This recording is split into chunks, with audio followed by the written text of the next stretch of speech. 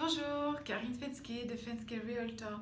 Alors aujourd'hui, je voulais vous parler de la différence entre la Deed of Trust et le mortgage. Donc effectivement, aux États-Unis, lorsqu'on achète une maison, donc si on n'achète pas cash, il y a deux instruments principaux que nous pouvons utiliser. Donc ça sera la Deed of Trust, qui est l'équivalent d'un instrument de sécurité, un acte fiduciaire, et le mortgage, qui est l'emprunt financier. Alors, en Arizona, nous utilisons surtout la Deed of Trust depuis les années 70 lors de l'achat d'un bien immobilier. Donc, je vais vous expliquer une différence majeure qui existe entre les deux. Alors, lorsqu'on utilise le mortgage, donc nous avons deux parties qui sont impliquées, le prêteur, qui est le lender en anglais, et nous avons l'emprunteur qui est le borrower.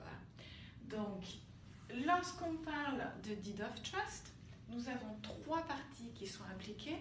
Donc, nous avons le lender qu'on retrouve, qui est la banque, l'institut financier, le prêteur. Ensuite, nous avons le borrower, qui est l'emprunteur, donc l'acheteur.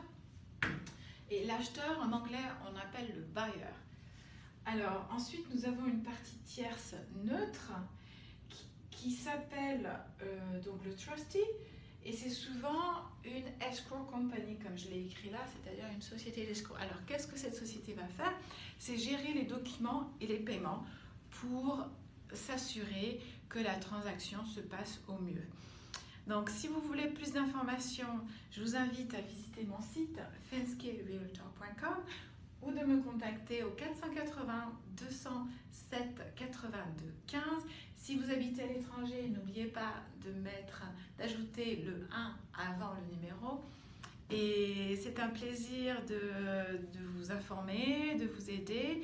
Donc surtout n'hésitez pas à me contacter et je vous dis à très bientôt. Au revoir.